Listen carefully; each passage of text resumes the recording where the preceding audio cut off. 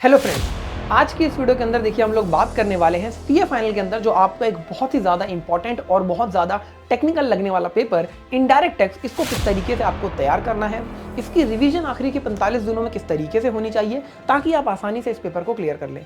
क्योंकि देखिए आपका जो सीए फाइनल है इसके अंदर आपके ग्रुप 2 में डायरेक्ट टैक्स और इनडायरेक्ट टैक्स दोनों ही अपने आप में एक ऐसे पेपर हैं जिसमें सिलेबस काफ़ी ज़्यादा वास्ट है। तो इसकी तैयारी किस तरीके से हो, आज की इस वीडियो में हम इसी के ऊपर बात करेंगे। इसके साथ साथ कौन से ऐसे इंपॉर्टेंट टॉपिक्स हैं जो आपको पहले कर लेने चाहिए वो भी हम यहाँ पर देखने वाले हैं। तो वीडियो के एंड तक जरूर बने रहिएगा। तो आइए वीडियो को स्टार्ट करते हैं। और अगर आपको वीडियो पसंद आए तो प्लीज़ अपने फ्रेंड्स के साथ जरूर शेयर करिएगा।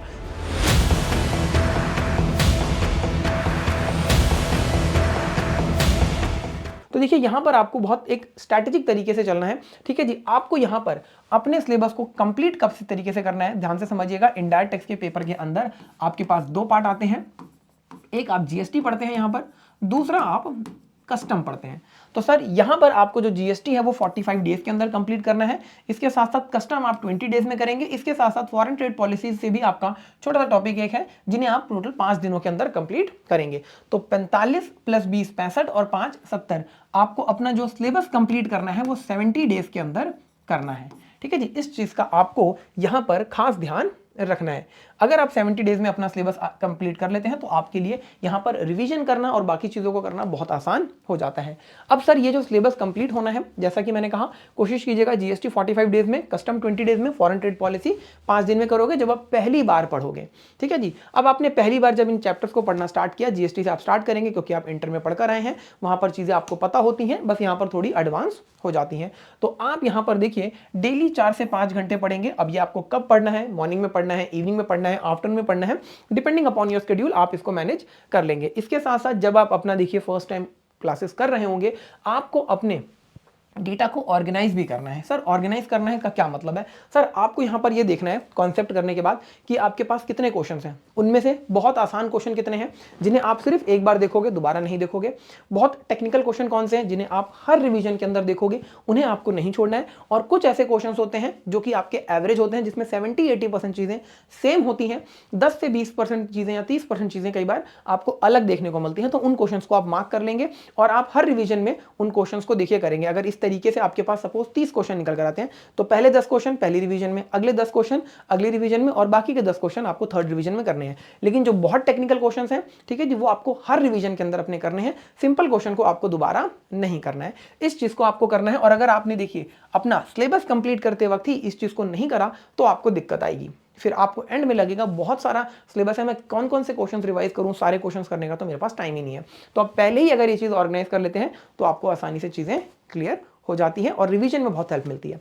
इसके साथ साथ जब भी आपका एक वीक कंप्लीट हो जाएगा तो हर एक वीक के कंप्लीट होने के अंदर कोशिश करिएगा कि 1 से 2 चैप्टर आप अच्छे से पढ़ पाएं। क्योंकि पहली रिवीजन देखिए कोर्स करते वक्त ही आपको करनी होती है साथ साथ। क्योंकि अगर आपने सोचा कि मैं बिल्कुल एंड में करूंगा, पहले सारा सिलेबस कंप्लीट कर लेता हूं, तो होता यह है कि आपके पास 4 मॉड्यूल हैं और चारों मॉड्यूल खत्म होने के बाद जब आप पहला मॉड्यूल उठाओगे तो ऐसा लगेगा कि पहली बार पढ़ रहा हूं, मुझे तो याद नहीं आ रही चीज़ें।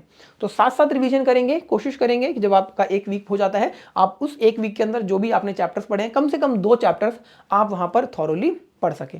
ठीक है जी, इस चीज़ का आपको ध्यान रखना है। और यहाँ पर आप देखिए डेली जो 4 से 5 घंटे अपनी क्लासेस देखेंगे, कोशिश करिएगा कि यहाँ पर आप 60 मिनट्स रिवीजन पे लगाएं। ठीक है जी, सेल्फ स्टडी करें, जो भी आपने पढ़ा है भले ही आप सिर्फ होमवर्क के क्वेश्चंस भी यहाँ पर कर लेते हैं वो भी आपके लिए सफिशिएंट रहेगा। क्योंकि अक्सर बच्चे आर्टिकलशिप वगैरह में होते हैं तो टाइम निकालना बड़ा मुश्किल होता है। तो 60 मिनट कोई बहुत बड़ा आपके लिए टारगेट नहीं रहने वाला है। अब आपको ये पढ़ाई करनी है तो आपको यहाँ पर इंस्टीट्यूट के स्टडी मटीरियल एमटीपी आरटीपी को बिल्कुल भी इग्नोर नहीं करना है। उनके अंदर के जितने भी एग्जाम्पल्स हैं, इलस्ट्रेशंस हैं, क्वेश्चन हैं, वो सारे आपको करने हैं, इंक्लूडिंग पास्ट एग्जाम के क्वेश्चन। तो इस चीज को आपको ध्यान रखना है, ये आपको कंसेप्चुअल क्लैरिटी भी प्रोवाइड करते हैं। ठीक है जी, तो आरटीपी एमटीपी स्टडी मटेरियल के पास्ट एग्जाम के क्वेश्चंस आपको बहुत अच्छे से सारे करने हैं।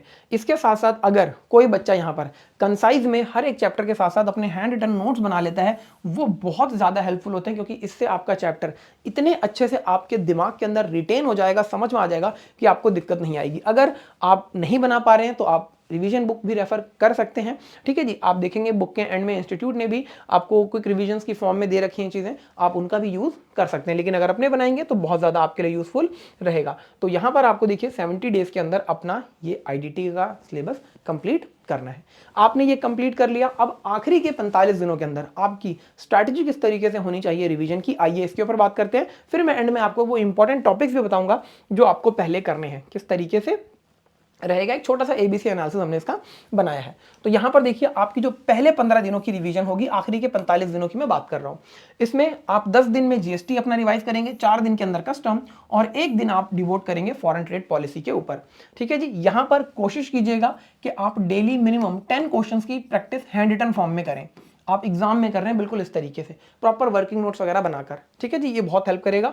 इसके अंदर आपको वही आईसीआई के क्वेश्चंस वगैरह जो है सॉल्व करने हैं, चाहे वो आरटीपी के हों, एमटीपी के हों, पास्ट एग्जाम के क्वेश्चंस हो। और ध्यान रखिएगा अमेंडमेंट्स वगैरह का, कि आपका बहुत ज्यादा अमेंडमेंट्स आती हैं आईडीटी के अंदर भी और डीटी के अंदर भी, तो अमेंडमेंट्स को आपको बहुत ज्यादा ध्यान रखना है। ठीक है जी। और इसी के साथ साथ आप एमसीक्यू भी अपने प्रिपेयर करते हुए चलेंगे, क्योंकि आपके कॉन्सेप्ट जितने स्ट्रांग होंगे आपका एमसीक्यू वाला पोर्शन अपने आप उतना स्ट्रांग होता चला जाएगा। ठीक है जी। ये आपका शुरू के 15 दिन रहने वाले। इसके बाद अगले जो 10 दिन होंगे आपके, यहां पर आप 7 दिन में जीएसटी, 3 दिन के अंदर कस्टम और फॉरेन ट्रेड पॉलिसी मिलाकर जो है करेंगे। ठीक है जी। मतलब 10 दिनों के अंदर आपको ये पूरा करना होगा। और सेम इसी तरीके से 10 से 12 क्वेश्चन आप यहां पर भी अपना डेली बेसिस पे रखेंगे। और जो आपने रिवीजन नोट्स बनाए थे, ठीक है जी, उनको आप रेफर कर सकते हैं, आपके नोट्स हैं रिवीजन के लिए। क्योंकि ऐसा नहीं है कि आप डायरेक्टली क्वेश्चंस की प्रैक्टिस करेंगे, आप पहले कॉन्सेप्ट को पढ़ेंगे जो आपने बनाया था वाइल वॉचिंग दी वीडियोज और वाइल अटेंडिंग दी क्लासेस। उसके बाद आप क्वेश्चंस की प्रैक्टिस करेंगे। ये आपका रहेगा पूरा, देखिए, शुरू के 25 दिनों की कहानी। इसके बाद अगले जो 20 दिन आएंगे वो बहुत ज्यादा इंपॉर्टेंट रहने वाले हैं, क्योंकि वहां पर आपको रिवीजन भी करनी है, इसके साथ साथ टेस्ट भी देने हैं, जो कि आपका सबसे ज्यादा इंपॉर्टेंट पार्ट है। अब यहां पर टेस्ट आपके टॉपिक वाइज भी रहेंगे और मॉक टेस्ट पेपर भी रहने वाले हैं। कोशिश कीजिएगा कि आप यहां पर 2 से 3 एमटीपी, 2 तो मिनिमम है, देखिए अगर आप 3 दे पाए तो बहुत अच्छा है। 2 से 3 मॉक टेस्ट पेपर आप जरूर लिखेंगे, ताकि आपको पता लग जाए कि आप 3 घंटे में पूरा पेपर कर पा रहे हैं या नहीं कर पा रहे हैं, कौन कौन सी चीजें हैं जहां पर आपको दिक्कत आई। और टेस्ट पेपर के अंदर जो भी एरिया आपको दिखता है कि वीक है, यहां पर इस कॉन्सेप्ट में मैं बार बार फंस रहा हूं, उनको आपको जरूर अच्छे से करना है। मैं अक्सर देखिए ये चीज देखता हूं कि बच्चे जो टेस्ट देते हैं उसके अंदर जो फीडबैक होता है उस पर काम नहीं करते, और फिर उनको रिजल्ट अकॉर्डिंग टू एक्सपेक्टेशन नहीं मिलता। इस चीज का आपको ध्यान रखना है। ठीक है जी। तो आपको टेस्ट पेपर यहां पर जरूर देने हैं। कोशिश कीजिएगा 2 मिनिमम आप मॉक टेस्ट पेपर दें, बिल्कुल इस तरीके से कि एग्जाम में दे रहे हैं। यहां पर आप कोशिश कीजिएगा कि डेली बेसिस पर आप एक टेस्ट जरूर दें टॉपिक वाइज।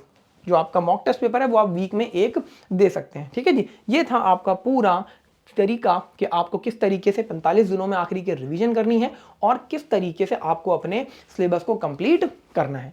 अब हम आ जाते हैं, जब आप रिवीजन करोगे इन 45 डेज के अंदर, तो सर आपको कौन से टॉपिक पहले करने हैं, कौन से टॉपिक बाद में करने हैं, जो कि आपका बहुत ज्यादा इंपॉर्टेंट है। तो category A, category B, category C हमने टॉपिक बना रखे हैं। ये आपने जो बनाया है ये पास्ट एग्जाम को देखते हुए कि किसमें से ज्यादा चीजें पूछी जा रही हैं, किसमें से कम, उस तरीके से बनाया है। इसका मतलब ये नहीं है कि कोई टॉपिक छोड़ देना है आपको, नहीं छोड़ना आपको नहीं है। तो कैटेगरी ए के अंदर देखिए यहां पर मिला जुला हमने बनाया है जीएसटी और कस्टम का।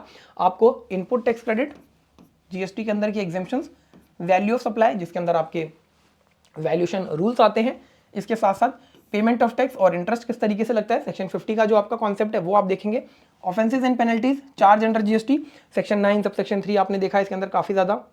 इसके बाद जीएसटी के अंदर जो रिफंड्स के केसेस आते हैं, काफी इंपॉर्टेंट चैप्टर है, ये आपको बहुत अच्छे से करना है। आफ्टर दैट मिसलिनियस प्रोविजंस आप करेंगे। इसके बाद कस्टम के अंदर जो आपका वैल्यूएशन है वो करेंगे, जिसमें आपके वैल्यूएशन रूल्स आते हैं, supply under GST, demand and recovery, levy and exemption from custom duty, classification of goods. ये टॉपिक आपको करने हैं और इन टॉपिक के ऊपर पास्ट एग्जाम के क्वेश्चन अच्छे से करने हैं। कैटेगरी ए बिल्कुल भी नहीं छोड़ना है इसको। इसके बाद बात करें हम कैटेगरी बी की, तो टाइम ऑफ सप्लाई बहुत आसान चैप्टर है, प्लेस ऑफ सप्लाई बहुत आसान चैप्टर है, अकाउंट्स एंड रिकॉर्ड्स हार्डली 10 से 15 मिनट लगेंगे रिवाइज करने के अंदर। E commerce transaction section 9 sub section 5 आता है इसके अंदर, टीसीएस की कहानी आती है इसके अंदर सेक्शन 52 की, वो आपको करना है। अपील्स एंड रिविजन आपको करनी है, type of duties, anti dumping, safeguarding duty, ये सब आपको करना है। Duty drawback, importation and exportation of goods, foreign trade policy, export promotion scheme, job work, assessment and audit, inspection, search, seizure and arrest, ये topic topic आपको करने हैं। इनके ऊपर के जितने क्वेश्चन हैं आपको वो अच्छे से करके जाना है। ध्यान रखना, सिंपल क्वेश्चन बार बार नहीं करना, एक ही बार करना है। बात करते हैं कैटेगरी सी की। तो कैटेगरी सी के अंदर रजिस्ट्रेशन टॉपिक मैंने रखा है। क्यों रखा है? क्योंकि ये काफी लेंथी टॉपिक है। हालांकि यहां से भी आपको देखिए 5 नंबर तक का क्वेश्चन एग्जाम में देखने को मिल सकता है और एमसीक्यू पूछा जा सकता है। हालांकि इंटर में ज्यादा पूछते हैं, इसीलिए यहां पर इसको हमने यहां पे रखा। लेकिन इसमें भी आपको सेक्शन 22, 23, 24 बहुत अच्छे से करना है। इसके साथ साथ सेक्शन 29 और सेक्शन 30 ये आप यहां पर लिख लीजिएगा। ये 2 सेक्शंस और ऐड कर लीजिएगा, ये आपको बहुत अच्छे से करना है। चाहो तो सेक्शन 23 को एंड में कर लेना, ठीक है जी, वेरी सिंपल। इसके बाद आप टैक्स इनवॉइस करोगे। इसमें ई इनवॉइसिंग आपका काफी ज्यादा इंपॉर्टेंट है। ई वे बिल, जहां पर आपको स्पेसिफिकली एग्जेम्पशन दी गई है ई वे बिल से, ठीक है जी। रिटर्न्स की अगर हम बात करें तो जीएसटीआर 1, जीएसटीआर 3, जीएसटीआर 9 आपकी काफी ज्यादा इंपॉर्टेंट है, ठीक है जी। इसके साथ साथ लेट फीस के ऊपर भी चीजें पूछी जा सकती हैं। इसके बाद वेयर हाउसिंग आपको करना है। लायबिलिटी टू पे टैक्स इन सर्टेन केसेस, ये आपको करना है। Import and export under GST, advance ruling और रिफंड अंडर कस्टम, ये आपको करना है। तो इस तरीके से देखिए आपका ये रहने वाला है। आपको इस तरीके से अपना सिलेबस करना है। यहां पर आपको क्या करना है, हर एक टॉपिक के ऊपर क्वेश्चंस की प्रैक्टिस करनी है। पहले इनको बहुत अच्छे से करिएगा, फिर इनको और फिर इसको करिएगा, ठीक है जी। छोड़ना नहीं है कोई टॉपिक। अगर आपको लगता है कि यहां पर नहीं है, मिस कर दिया, तो प्लीज इसका मतलब ये नहीं है कि छोड़ो, एक बार जरूर कर लेना, ताकि अगर एग्जाम में क्वेश्चन आए तो आप इस सिचुएशन के अंदर हो कि उस क्वेश्चन को हैंडल कर सको। ऐसा नहीं है कि बिल्कुल ही आप क्लीन बोल्ड हो जाओ वहां पर और आपको कुछ भी ना आए, नहीं, ऐसा नहीं करना है, ठीक है जी। तो इस तरीके से अगर आप करते हैं तो मुझे लगता है आसानी से आपका देखिए सिलेबस भी टाइमली कंप्लीट हो जाएगा और आप अपना रिवीजन भी कर पाएंगे। लेकिन सबसे जरूरी चीज यहां पर है आपका सेल्फ डिसिप्लिन, और आपने कंसिस्टेंटली सेल्फ स्टडी करनी है, तो आप आसानी से ये चीजें कर पाएंगे। तो मिलते हैं नेक्स्ट इंफॉर्मेटिव वीडियो के अंदर, तब तक के लिए थैंक यू सो मच।